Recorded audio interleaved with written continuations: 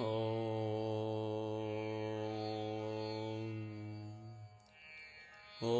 नमो भगवते वासुदेवाय। ॐ नमो नारायणाय। श्रीमन्नारायणीयं दशकम् 18 श्लोक 5।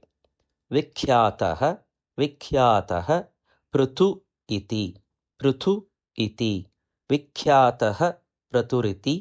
विख्यातः पृथुरिति तापस उपदिष्टैः तापस उपदिष्टैः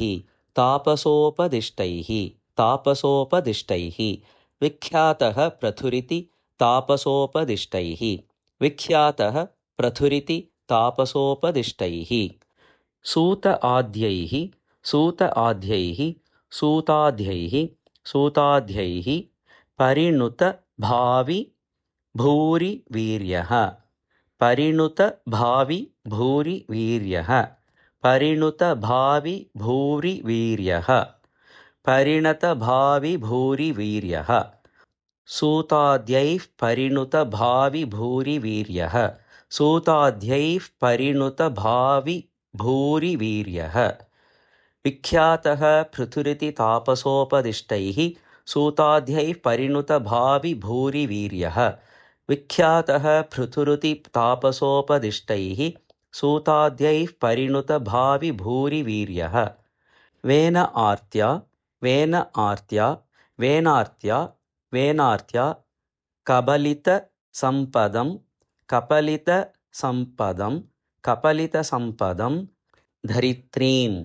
धरित्रीं वेन आर्त्या कबलित संपदं धरित्रीं वेन आर्त्या कबलित संपदं धरित्रीं वेनार्त्या कबलित संपदं धरित्रीं वेनार्त्या कबलित संपदं धरित्रीं आक्रान्तां निजधनुषा आक्रान्तां निजधनुषा समाम् अकार्षीः समाम् अकार्षीः समामकार्षीः समामकार्षीः आक्रान्तां निजधनुषा समामकार्षीः आक्रान्तां निजधनुषा समामकार्षीः वेनार्त्या कबलितसम्पदं धरित्रीम् आक्रान्तं निजधनुषा समामकार्षीः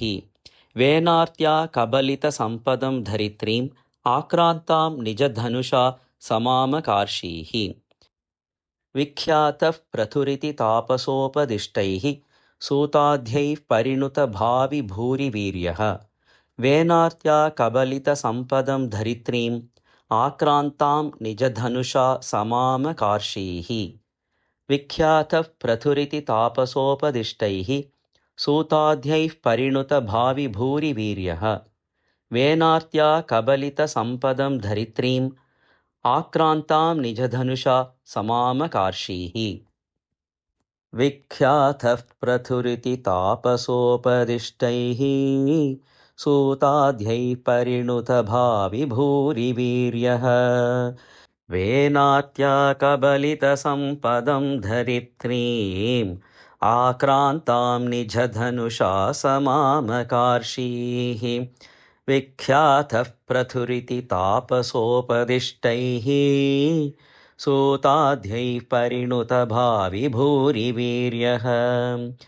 वेनार्त्या कबलित संपदं धरित्रीम् आक्रान्तां निजधनुषा समामकार्षीः।